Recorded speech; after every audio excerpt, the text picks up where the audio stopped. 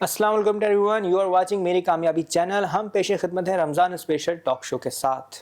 तो आज हम इस बाबरकत महीने में, इस बाबरकत दिन, आज हमने अपने जो एक गेस्ट को इनवाइट किया है। बहुत ही डायनेमिक पर्सनैलिटी की मालिक हैं, इंस्पायर पर्सनैलिटी है उनकी, और एक बेहतरीन फ़ैशन डिज़ाइनर, सोशल एक्टिविस्ट हैं, एंटरप्रेन्योर हैं।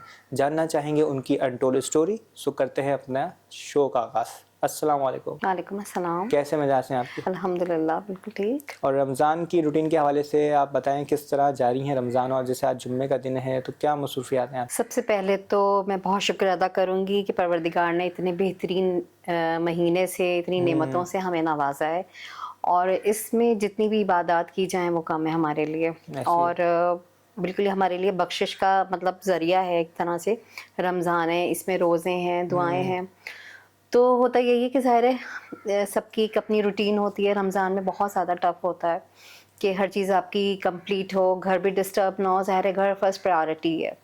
घर डिस्टर्ब नहीं हो, आपका घर भी बिल्कुल मैनेज हुआ हो और आपका काम भी साथ साथ चल रहा हो, तो काफ़ी सारी चीज़ें हमें मैनेज करना पड़ती हैं। अच्छा, आप क्या समझती हैं रमज़ान हमें इमोशनली और मेंटली किस तरह स्ट्रॉन्ग करता है? ज़ाहिर है ऐसा बाबरकत महीना है इमोशनली भी, क्योंकि हर चीज़ से हम रुक जाते हैं। ज़ाहिर है रोज़ा रख के हमें जो है वो भूख और प्यास का एहसास होता है कि हमें जो चीज़ें नसीब हैं वो बहुत बड़ी नेमत हैं।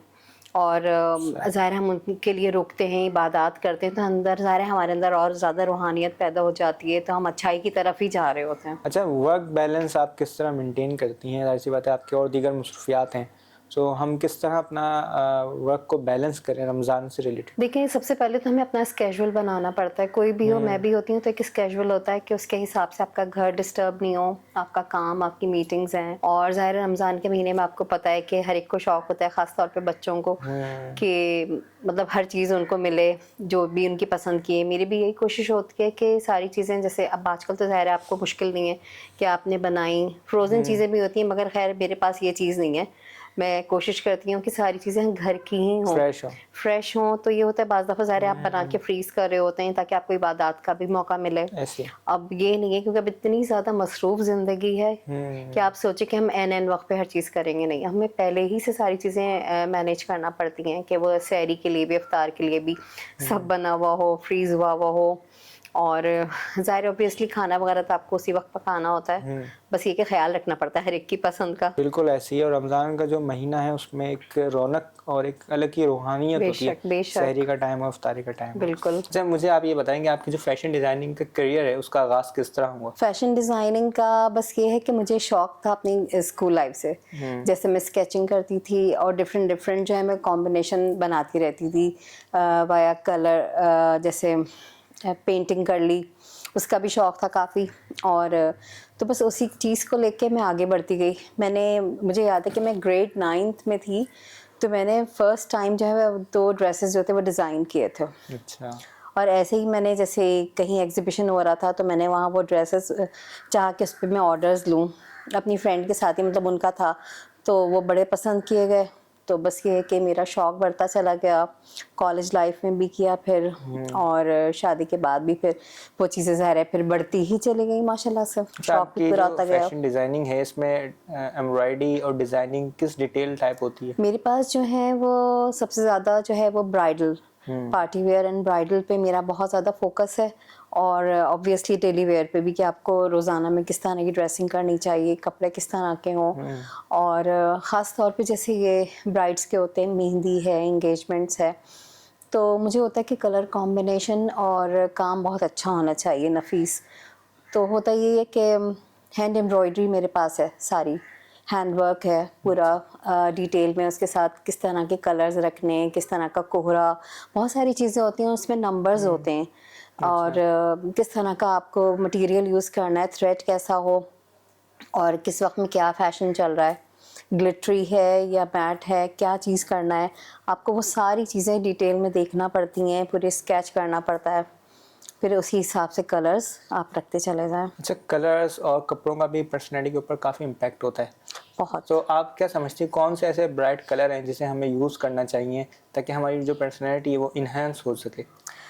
देखिए, अब जैसे अभी आजकल विंटर्स चल रहे थे, तो विंटर में तो वाइब्रेंट कलर ही अच्छे लगते हैं कि हम वाइब्रेंट कलर पहने, और ख़ास तौर पे जैसे अगर आप गर्मियाँ हैं, अगर आपने दोपहर के वक्त जो है वो डार्क कलर्स पहन लिए और तो वो बिल्कुल भी नहीं अच्छे लगेंगे। फिर ये कि आपको कॉम्प्लेक्शन अपना देखना चाहिए ज़रूर, कि अगर थोड़ा डल है और फेयर है तो उसके हिसाब से कलर आपको वेयर करना चाहिए।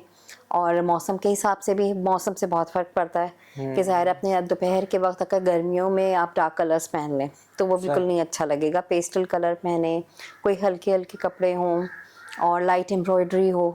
अभी जैसे मेरे पास लखनवी कुर्ते बने, क्योंकि मेरे फादर जो हैं वो बिलोंग करते थे लखनऊ से, मेरे पेरेंट्स। तो हम लोगों के अंदर वो काफ़ी सारी चीज़ें, वो शौक़ भी हैं, तो उस तरह के मैंने डिज़ाइन के कुर्ते वगैरह हैंड एम्ब्रॉयडर्ड वो बहुत पसंद किए गए। ख़ास तौर पे ज़ाहिर है गर्मियाँ होती हैं तो उसमें लाइट लाइट कुर्ते, कलर्स, इस तरह की चीज़ें होती हैं।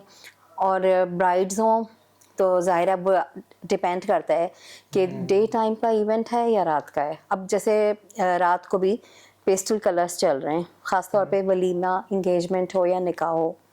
और दुल्हन है तो अगर ब्राइड है तो वो ज़ाहिर है अब रेड का ही फैशन नहीं है कि सिर्फ रेड ही हो, डिफरेंट डिफरेंट कलर्स आ गए। सवाल आता है कि ज़्यादातर मैं देखता हूँ रेड ही डोमिनेंट कलर नज़र आता है ब्राइड में, एशिया में ज़्यादातर। तो इसकी क्या पीछे कोई वजह है, कोई लॉजिक?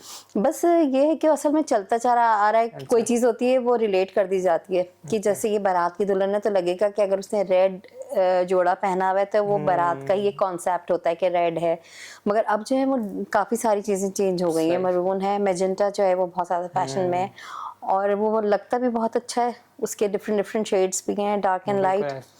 तो डिपेंड करता है आप उसके साथ कंट्रास्ट क्या करना चाहें। ऐसे ये सब ने अपने अपने कॉन्सेप्ट बना लिए कि ये कलर है तो ये है। बिल्कुल। वरना कोई वाइट भी पहन रहा है वो कहेंगे, और अगर हम वाइट पहनने शादी में तो वो बेचारे जो हमारे हिंदू भाई हैं वो बोलेंगे भाई ये तो मैया तो नहीं, वाइट जो है वो पाकीज़गी की निशानी है, ये सबसे ज़्यादा। और हमारे हम जिस खत्ते में रहते हैं वहाँ पे ये मसला मसाइल नहीं, असल में अच्छा लोगों को अवेयरनेस भी नहीं है बहुत सारी चीज़ों की। अब जैसे वाइट पाकीज़गी की निशानी है और हमारी जनाब सैयदा ऐसी जो है उनका शादी का जोड़ा जो है वाइट है। बिल्कुल। तो अब ये चीज़ें, इन चीज़ों का नहीं रहा, ये सारी हमारी पैदा करदा चीज़ें हैं कि ये पहनेंगे तो ये हो जाएगा। नहीं, कलर ये तो खुद बनाई हुई है और अल्लाह की बनाई हुई चीज़ें हैं, तो उनमें हमें इतना वो नहीं करना चाहिए, वहम नहीं करना चाहिए। वो एक बात है कि रमज़ान है तो ये सारी चीज़ें हमारे अंदर और ग्रो होती हैं, मतलब समझ में आती है। अच्छा, इसके अलावा आपकी जो सोशल एक्टिविटीज़ हैं वो क्या हैं? सोशल एक्टिविटीज़ इस तरह की हैं कि जैसे मैं सबसे पहले तो मैं एग्जीक्यूटिव डायरेक्टर हूँ नदीम जाफरी एंटरटेनमेंट में, तो माशाल्लाह उनके साथ काम है अच्छा। और एक उनका नाम है ज़ाहिरा। फिर सकने शिज़ा ट्रस्ट है, मैं उसकी एग्जीक्यूटिव मेंबर हूँ, तो काफ़ी अच्छा काम हम कर रहे हैं। जो हमारी फाउंडर हैं उनके साथ मिलके डिफरेंट डिसेबिलिटीज़ के साथ हम काम कर रहे हैं। और सीपी के कराची, उनकी भी मैं एग्जीक्यूटिव मेंबर हूँ, तो पूरा कराची हम ग्रीन कर रहे हैं। तो इसमें मैं तो चाहूँगी कि मेरा पैगाम है ख़ास तौर पे, ग्रीन कराची हमें करना चाहिए, क्योंकि जो इतनी आलूदगी है, इतनी ज़्यादा बीमारियाँ फैल रही हैं, हम खुद कराची को साफ़ करेंगे, ग्रीन करेंगे तो ज़ाहिर है कि हमें इतनी ज़्यादा अच्छी ऑक्सीजन मिलेगी, उतना फ्रेश माहौल मिलेगा। तो और ये कि देखो ब्रिज फाउंडेशन, उसकी भी मैं वाइस प्रेसिडेंट हूँ।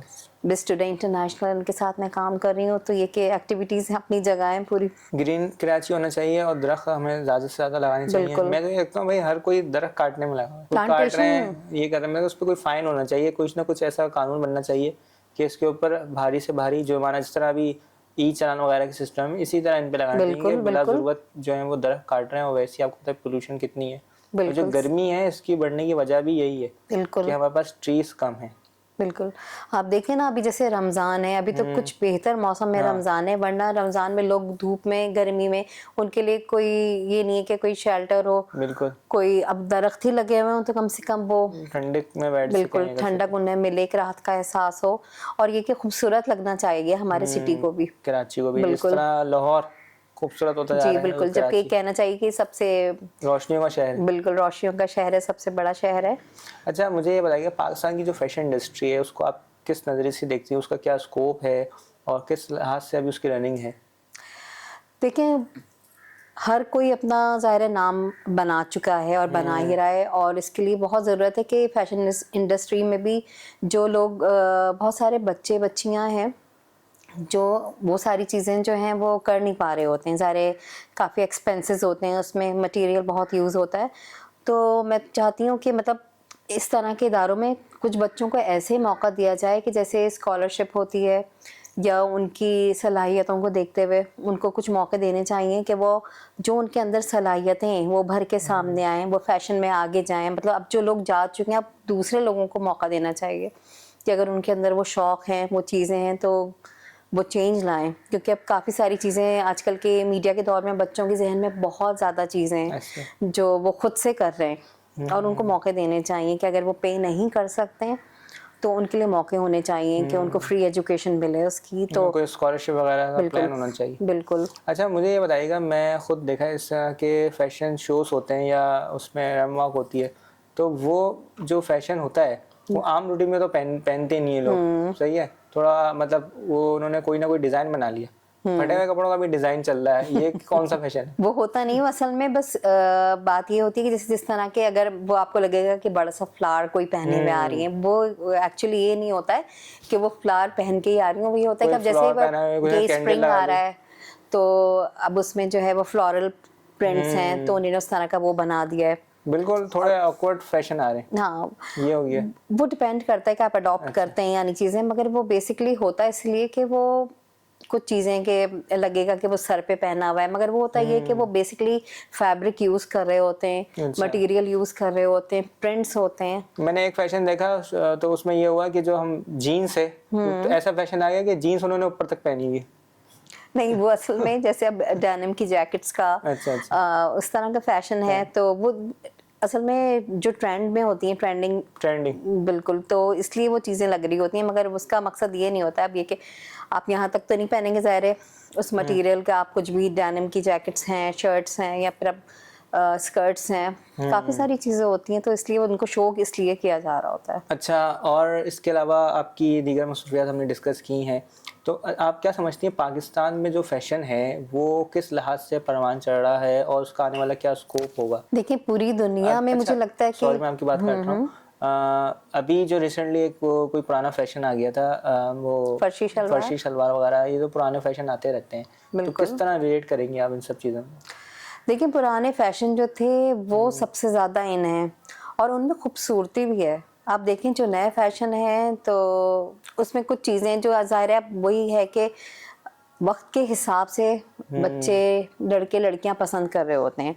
अब ये नहीं कि वो ज़रूरी है कि उनको पुराने फैशन ही पसंद हो, और ये भी है कि अब आजकल उन चीज़ों का जब वो फैशन में इन होती हैं चीज़ें तो फिर वो सबको पसंद आने लगती है। फर्शी शलवार है जैसे, वो कभी पुरानी पिक्चर्स में और उस पर नज़र आती थी चीज़ें, मगर अब ये है कि ज़ाहिर आप फैशन में कितनी चीज़ें लाएंगे, जितनी वही है कि जितने माइंड होते हैं उतनी चीज़ें खुलती हैं, आती हैं, तो वो चीज़ें चल रही थी शॉर्ट शर्ट के साथ, तो वो भी काफ़ी पसंद की गई। अच्छा, मुझे तो ऐसा लगता है जो फर्शी शलवार है ये साथ साथ झाड़ू भी लगा रही है। नहीं है, वैसी बात भी नहीं है, बहुत मतलब कहना चाहिए कि डिसेंसी है कुछ चीज़ों में, मगर बात ये कि हर एक पे भी नहीं। अब ये नहीं कि आप चाहे जैसे स्लिम हैं लड़कियां वो पहने वो सारी चीज़ें, ये भी नहीं है कि बहुत ज़्यादा हैवी वेट हो और वो चीज़ें वो पहन लें। ये सब भी देखना चाहिए लोगों को कि आपके ऊपर कौन सा फैशन अच्छा लग रहा है तो वो अपनाएं, ये नहीं कि आप हर चीज़ को वो करना शुरू कर दें। हाँ, आपको अच्छा लगना है असल में। अच्छा, रमज़ान के हवाले से हमें क्या फ़ैशन रखना चाहिए, जिस तरह अभी रमज़ान चल रहा है और फिर इफ्तार पार्टी है और ये सहरी के जो इवेंट वगैरह होते हैं इसके लिहाज से? देखिए, बात यही होती है, अब जैसे रोज़े कुशाइयाँ और ये होती हैं तो देखना चाहिए आप किस एज के लोगों में उठ रहे हैं, बैठ रहे हैं, जा रहे हैं, और किस वक्त में वो सहरी में है। कोई सहरी की भी तकरीबात होती हैं कि सहरी अरेंज की गई है, तो ज़ाहिर है रमज़ान के हिसाब से ऐसा आपको ड्रेसअप होना चाहिए कि डिसेंसी आए, आप में नज़र आए, मतलब पुरवकार हों और लाइट कलर्स पहने हुए हों। ये नहीं कि और रोज़ा कुशाई वगैरह होती है तो ज़ाहिर ऑब्वियसली उसमें अच्छा लगता है कि आप थोड़े शौक कलर पहने में एक अच्छा बच्चों के ऊपर भी इम्प्रेशन जाए, मज़ा आए। पाकिस्तान में अभी कौन सा फैशन ज़्यादा अडॉप्ट किया जाता है, जैसे वेस्टर्न ईस्टर्न में से कौन से ज़्यादातर रनिंग में होता है? अब तो मुझे लगता है वेस्ट की तरफ ज़्यादा लोगों का ध्यान है, ख़ास तौर पे जो यूथ है उसका सारा ध्यान, क्योंकि असल में अब हम जिस तरह के दौर में जा रहे हैं, यूनिवर्सिटीज़ में हैं आप, ग्रुप के साथ अपनी फील्ड ट्रिप पे जा रहे हैं, चीज़ें हैं, तो ड्रेसिंग आपके माहौल पे डिपेंड करता है कि आपके घर का माहौल कैसा है।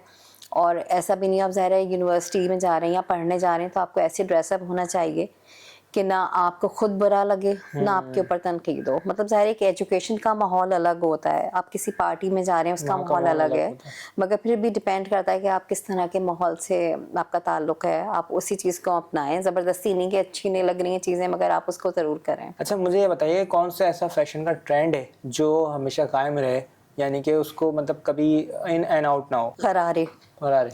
बिल्कुल, जो प्रॉपर गरारे होते हैं, जैसे फर्शी गरारा हो गया या उसको कहेंगे 2 पाँचों के गरारे होते हैं, उनका फ़ैशन कभी भी ख़त्म नहीं होता। वो अरसे से चले आ रहे हैं, मतलब सही से। कहना चाहिए बहुत पुराने आबाओ अजदाद से वो चीज़ें चली आ रही हैं और वो कभी उनकी खूबसूरती ख़त्म ही नहीं होती है।